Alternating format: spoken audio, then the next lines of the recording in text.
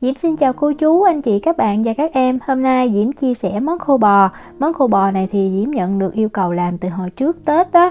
Nhưng mà tại vì cũng lu bu nhiều việc rồi, cũng hơi bị ngán ăn thịt nên cứ chần chừ hoài mà chưa có làm. Nhưng mà hôm nay Diễm cũng bắt tay vô Diễm làm video thì Diễm sẽ chia sẻ hai cách để mình sấy khô bò bằng nồi chiên không dầu và bằng lò nướng luôn. Làm sao cho khô bò mình nó thiệt là thơm và nó ngon, và mình làm theo khẩu vị của mình đó.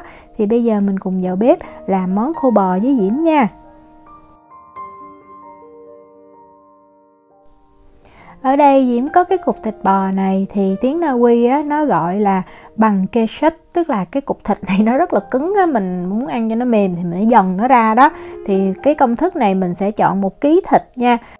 Thì để biết cái thịt như vậy á, thì là nó nằm ở cái phần nào của con bò đó, thì Diễm có cái tấm hình này ở đây.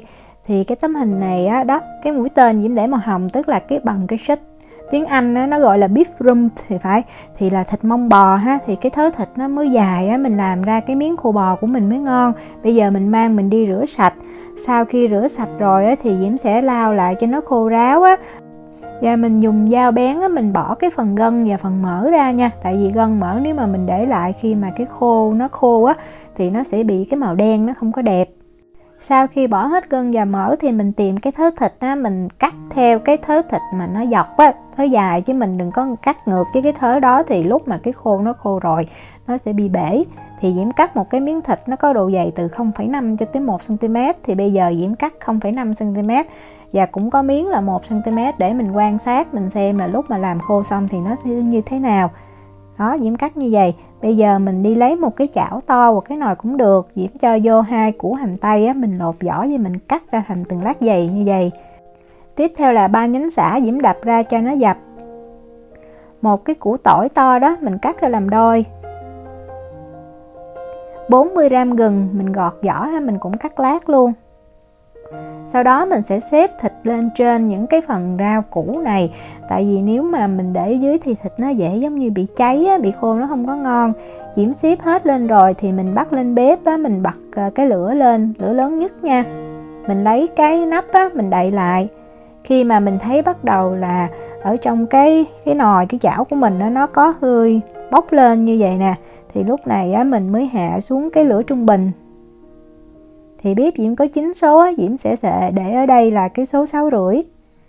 Thì mình nấu ở cái lửa trung bình này từ 15 cho tới 20 phút ha. Khoảng 5 phút á, thì mình mở lên rồi mình xới thịt lên. Tại vì có thể là cái nhiệt nó không có vô trong được, thì những cái thịt ở trong nó sẽ chưa có được chín.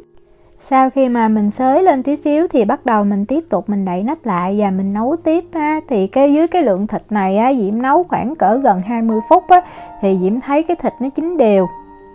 Mình mở nắp ra mình kiểm tra, mình không còn thấy thịt nó có màu hồng và nó chảy nước là được. Thì lúc này mình trộn lên một lần nữa và mình nhắc khỏi bếp.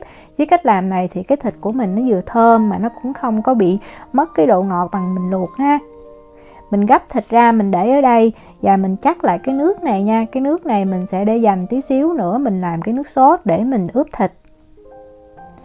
Thịt đó nó còn ấm á, thì Diễm sẽ lấy cái túi này là túi đông đá nè. Diễm bỏ miếng thịt ra rồi mình lấy cái búa dần thịt đó, mình dần cho cái miếng thịt đó nó thẳng ra. Tại vì lúc mà mình làm cho nó chín nó bị co lại á. Cái này thì làm xong cái miếng khô của mình nó cũng thẳng, nó đẹp hơn.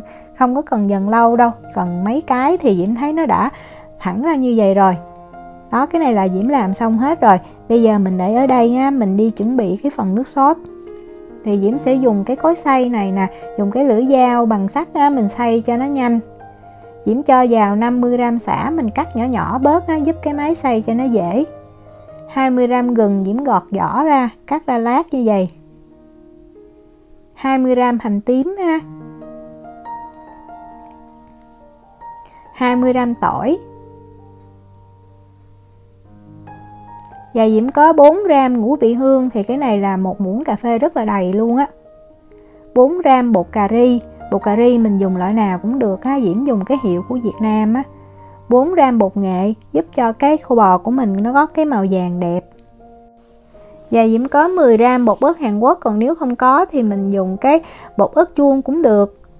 Từ 2 cho tới 4g, cái này là ớt bột hay là cay ha, tùy mình ăn cay nhiều hay ít. Diễm cho 2g thì nó vừa the the thôi.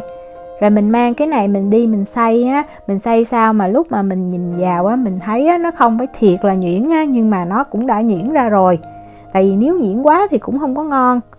Để Diễm múc lên gần cho dễ xem đó. Như vậy là được ha. Cái gia vị này lúc này nó rất là thơm. Bắt một cái chảo lên bếp á, Diễm cho vào 2 muỗng canh dầu ăn. Mình cho hết cái hỗn hợp hồi nãy mà mình xay á, vào chảo luôn. Và mình bật bếp lên, mình để cái lửa lớn nhất ha.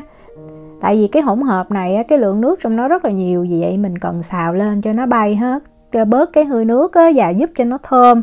Khi mà mình thấy mình đảo mà mình thấy nhẹ tay rồi và mình thấy rất là thơm á, thì Diễm cho thêm vào 2 muỗng canh dầu màu điều. Thì dầu màu điều tùy mình thích á, nếu mà mình thích cái khô bò mình cái màu nó đỏ thì mình cho 2 muỗng, còn nếu mà thích cái màu vàng thì mình cho 1 muỗng canh á.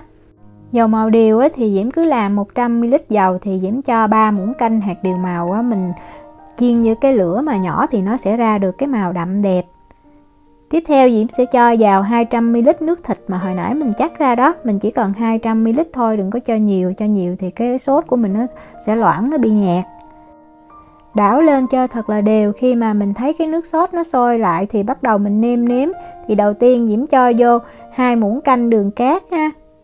Nếu mà mình ăn ngọt hơn á, thì mình cho thêm 1 muỗng cà phê muối thật là đầy, 2 muỗng cà phê bột nêm gà. Mình không có bột nêm gà, mình nêm bột nêm thường cũng được. 1 muỗng canh nước mắm. 1 muỗng canh này cũng là 1 muỗng canh đầy luôn. 1 muỗng canh dầu hào. Rồi mình khuấy lên cho thật là đều. Mình nêm lại ha, nhưng mà lúc mà mình nêm cái này thì nó sẽ rất là mặn, tại vì nó còn thấm vào thịt á. Nếu mà mình nêm nhạt thì cái thịt của mình nó nhạt lắm. Mình cứ để cho cái nước sốt nó sôi nhẹ như vậy nè, khoảng từ 5 cho tới 7 phút á, thì mình nhắc khỏi bếp được, giúp cho cái sốt mình nó đặc lại, nó thơm hơn. Khi mà nhắc khỏi bếp rồi thì mình cho liền vô cái phần thịt bò luôn á, nước sốt vẫn còn nóng á. Và bây giờ mình trộn lên cho thật là đều, sao cho mà cái miếng thịt nào nó cũng thấm với nước sốt luôn. Mình cũng có thể mình dùng bao tay á, mình làm cũng được, nhưng mà mình trộn nhẹ tay tránh cho cái miếng thịt nó bị rách, nó bị bể. Sau đó Diễm sẽ dùng cái màng bọc thực phẩm này, Diễm đậy lại như vậy và mình để thịt nghỉ khoảng từ 4 cho tới 8 tiếng. 4 tiếng thì mình để ở ngoài cũng được, còn 8 tiếng thì mình cất tủ lạnh. Để sấy thịt thì đầu tiên Diễm dùng cái air fryer, thì Diễm cho vô, mình xếp cho nó đều như vậy, đừng có xếp chồng lên nhau thì nó rất là lâu khô. Mình sẽ bật là nhiệt độ là 100 độ C, 212 độ F và trong vòng 30 phút thì cái khô Diễm thấy nó vừa. Thì khoảng cỡ 10 phút á, mình mở ra mình trở cái mặt khô một lần, tại vì có thể là ở dưới á, nó không có khô như là ở trên.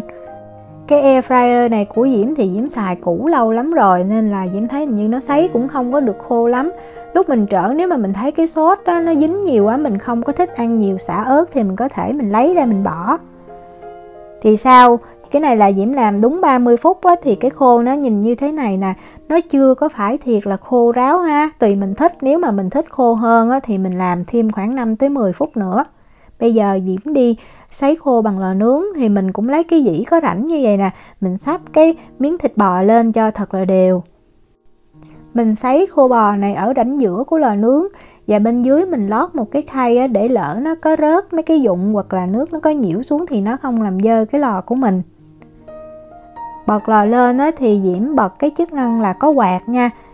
Cái lò nướng của Diễm á, nó có cái chức năng quạt mà tiết kiệm điện á, vì vậy Diễm chọn cái chức năng đó. Tại vì mình sấy cũng lâu á, mình sẽ bật nhiệt độ là 100 độ C, 212 độ F.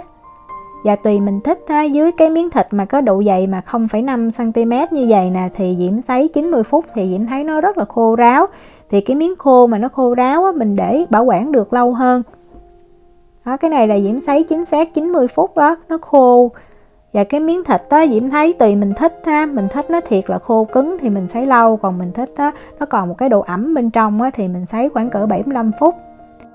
Đây là miếng khô bò Diễm sấy bằng air fryer, thì mình nhìn nó mình thấy nó còn dày hơn, trong khi cái miếng mà sấy bằng lò nướng á, mình sấy lâu hơn thì mình thấy nó khô, nó cứng hơn, nó không có dẻo bằng. Để Diễm xé cái miếng mà mình sấy bằng air fryer thì ở trong á, miếng thịt mình xem nó còn một cái độ ẩm ha, mình thấy như vậy. Mình bẻ, mình cầm thì mình thấy nó dai, nó dẻo hơn. Trong khi cái miếng thịt mà Diễm sấy bằng cái lò nướng á, thì mình cầm lên á, mình thấy nó nhẹ lắm. Đây, để Diễm xé ra và nó khô hơn. Thì tùy mình thích, cái này thì ăn nó giòn giòn cứng cứng, và khi mà nó khô hơn thì nó cũng đậm hơn tí xíu. Rồi Diễm cũng có miếng thịt là Diễm cắt 1 cm và Diễm chỉ dùng 1 muỗng canh dầu màu điều thì mình thấy cái màu nó nhạt hơn nhiều là cái miếng thịt này. Và cái này Diễm sấy 90 phút thì nó cũng chưa có khô lắm, tại vì nó độ dày nó cũng dày đó. Diễm chúc cô chú, anh chị, các bạn và các em thành công với món khô bò này nha. Nếu mà có thắc mắc gì thì cứ để lại lời nhắn hoặc là nhắn tin cho Diễm. Diễm cảm ơn sự quan tâm theo dõi video rất là nhiều. Hẹn gặp lại trong những video tiếp theo. Chào tạm biệt.